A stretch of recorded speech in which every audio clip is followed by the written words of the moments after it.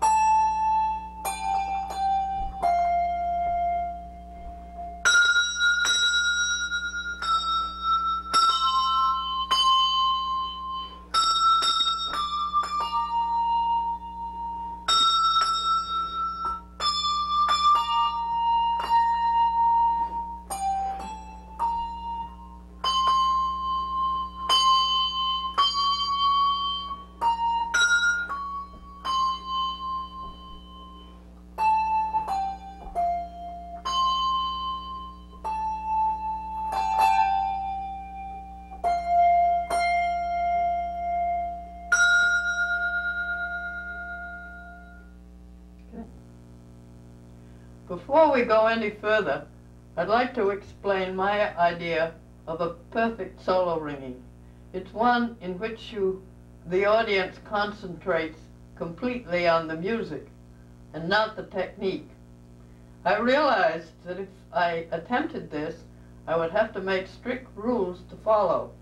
And the first one would be that I would never reach across to get another bell, because it looks awkward and it limits my stroke. Secondly, I would never try to ring two bells at in succession with the same hand. That makes it jumpy in the music. It's pretty hard to keep it smooth. If I followed Mrs. Hughes' advice and stood the bells up, it's much easier to much easier to change hands, to change bells, than if you try to do it in lying down. And if I followed the Swedish ringer's advice and put the bells in two rows, I get a body movement from shifting my weight from foot to foot, which makes a glancing stroke easier.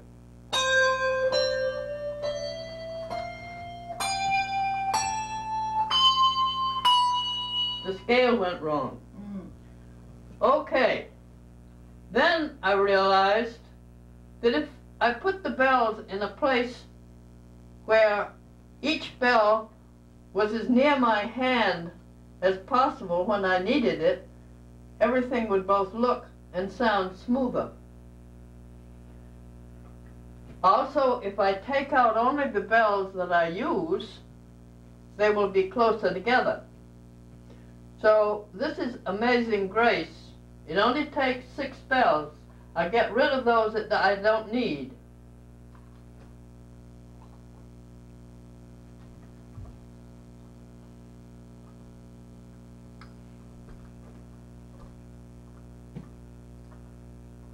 Those are the 6 that I need.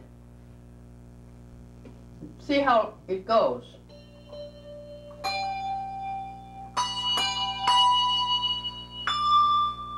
That wasn't rung right.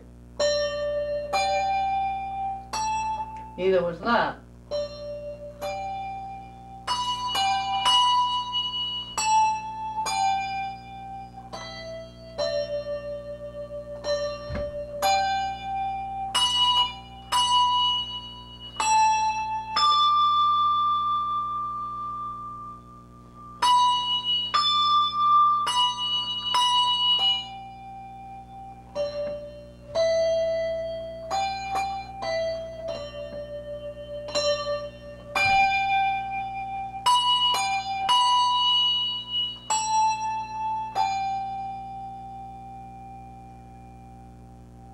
I did have to turn my body so that I wouldn't be crossing my hands, but that also gives me a body swing.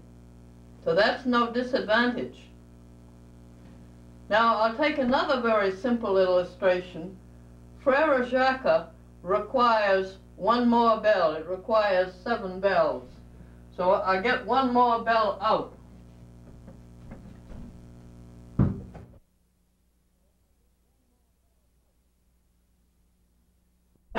I'll get one more bell out.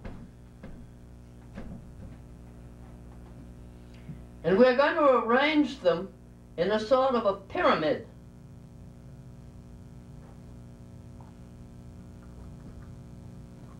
Like this. Well, a triangle probably. It looks more like a triangle to you.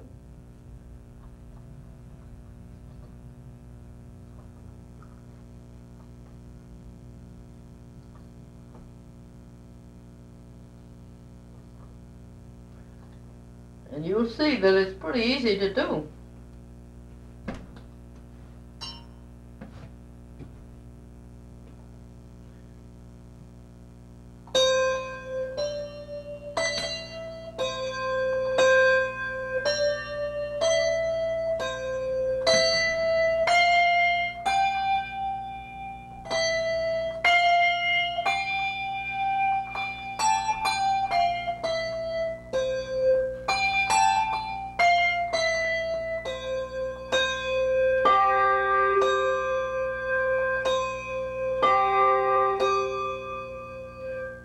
If I had kept that in scale order or conventional order, this G would have been over here. The C would have not been between the D and the E. But by doing it this way, I do have to ring this bell first with one hand and the other. I couldn't do that very well if it was in the scale. But this way, then I change hands here, but I'm holding the bell, so I have time to do that and keep the rhythm.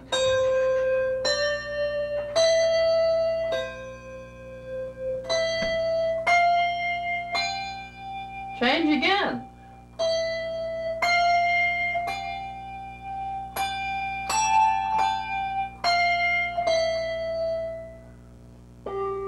That wasn't very good, was it?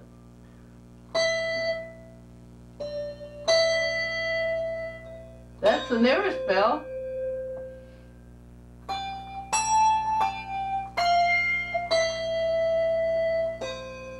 Now, is that as good as having it over here? No, it isn't.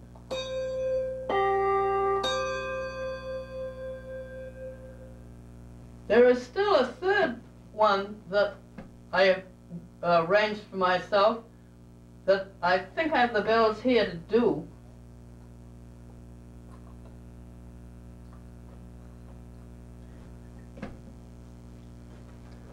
This is called the Chimes of Westminster, not Westminster chimes, but it's the Chimes of Westminster, or sometimes it's called French chimes. And again, you've got to handle your bells with different hands at different times. If they're in scale, it means crossing over.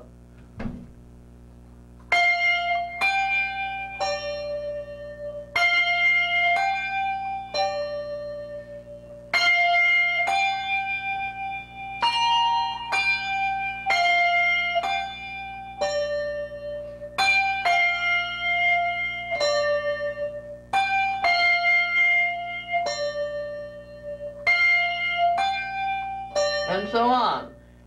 It's like weaving up the thing, and it's very easy to do, and I think looks pretty smooth. Now it's time for you to judge for yourselves how well I've succeeded in achieving my goal. I'm going to ring for you 2 more pieces, one Dearest Joseph, Dearest Mine, and one a medley.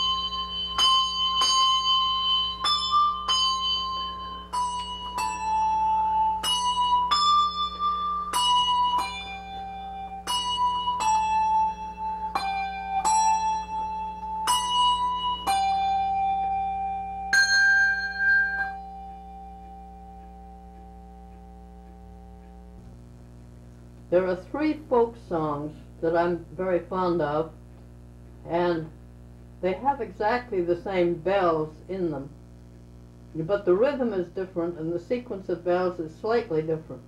And I always got them confused, and when I thought I was ringing one, all of a sudden I'd find I was ringing another one. So I asked my friend Fred Fay to put them all together in a medley, and then maybe it would turn out all right. Well, what happened was that a story developed in my mind, and I see a little boy at a fair or at any big park skipping and hopping around, and he suddenly stops because he sees two, I call them teenagers, strolling, swinging their arms together. So he watches them till he tires of it, and then he starts hopping and skipping together around, and then he sees a young woman rocking her baby to sleep. And so he watches them, and then he goes off. Now maybe you can see that story in what I ring, and maybe you can't.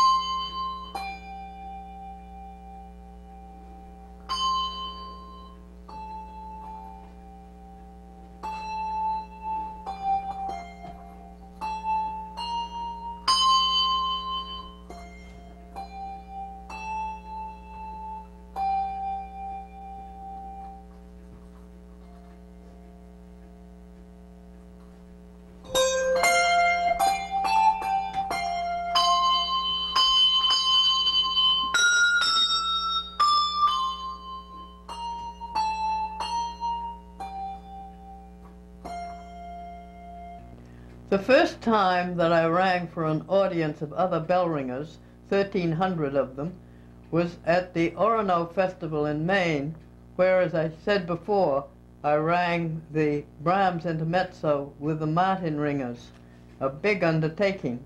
Since nothing of this size had been tried before, we received an overwhelming standing ovation. Just listen to the tape made at that concert.